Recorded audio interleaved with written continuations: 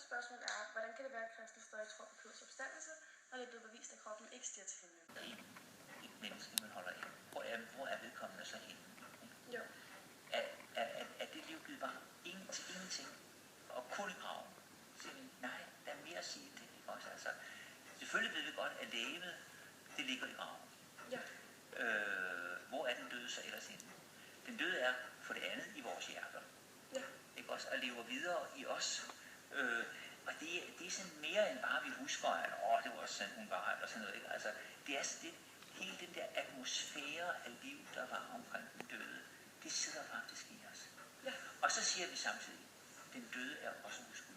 Ikke? Men det er jo ikke de der rester, der ligger nede i graven. Nej. Det er noget andet noget. Den døde er hos Gud. Tror du, det så påvirker samfundet, at flere mennesker har den tro, når de så bliver sat sammen? Det er svært at sige, men det kan godt være, at der alligevel er en eller anden ukuelighed. Sådan, altså, vi ser frem til noget, og det bliver ikke så hektisk alt sammen. Ja. Og det kan også blive depressivt, at mit liv ikke er andet. Altså, det kan det også godt gøre, ikke? Altså, men at man har den der tro på. Altså, når man tror på evighed, så er det jo ikke et spørgsmål om, at jeg skal klare mig.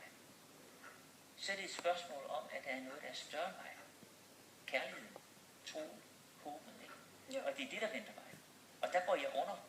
Altså, jeg som person ved jeg ikke, hvor meget er til stede i virkeligheden. Men jeg skal ind til troen og håb og kærligheden, der skal jeg helt til stede, ikke? Så det handler ikke om mig. Vi vender så meget til, at det her liv handler om mig. Jeg skal nu have mest ud af det. Og evighed, der kan være nogen, der tænker, at jeg skal også sørge for at have et godt evigt liv. Ja. Men det handler kristendom bare overhovedet ikke om. Det handler om, at du går under i tro og håb og kærlighed. Ja. Er begyndt at bryde den religiøse kulturarv i forhold til at tro på himmel og helvede i dag, for 100 år siden, og hvad tror du, det skyldes? Altså, for 100 år siden var alle jo, hvis dine forældre var kristne, så var du kristen. Hvis dine forældre lavede det arbejde, så blev du til det. Ja. Baseringen, ikke? Altså, det er mere fremskredent. Og der er måske også en del, der ikke forbinder så meget med de store ord. Og så er der samtidig mange, der længes efter dem. Altså længes efter, at vi kan tale større om vores liv, end at vi er sådan nogle biologiske væsener, ikke også? Med kemiske processer, der gør noget, der måske er fornuftigt, og så lever vi indtil vi dør.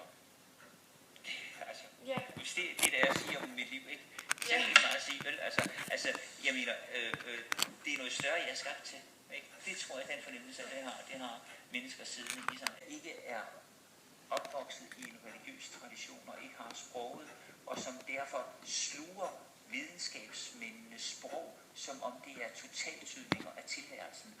Hvis man er en god videnskabsmand, så ved man godt, hvad videnskaben kan sige noget om, hvad den ikke kan sige noget om. Altså, en biolog kan jo ikke sige noget om, hvad livet går ud på. Nej. En biolog kan beskrive livsprocesser, ikke? Ja. Men kærlighed, det kan godt være, at der er nogle biologiske og kemiske processer. Der kan være noget, der udløses i hjernen, med endorfiner og sådan noget, som gør, at jeg har sådan en velvære eller et eller andet i det. Men der har man ikke forklaret fænomenet kærlighed. Vel? Altså, det er bare nogle kemiske processer, der følger med i, at man gør noget, ikke? Ja.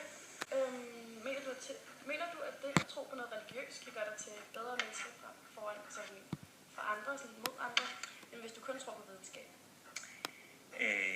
Ja, jeg mener faktisk, det kan også, det behøver ikke det, men jeg vil hellere sige, at der er også flere former for religiøsitet. Ikke? Yeah. Der er så nogen, der siger, religion det er for mig at holde mig til nogle bestemte lovbud. Der er noget, jeg må gøre, noget jeg må gøre. Man kan godt sige, at islam det er det, ikke også?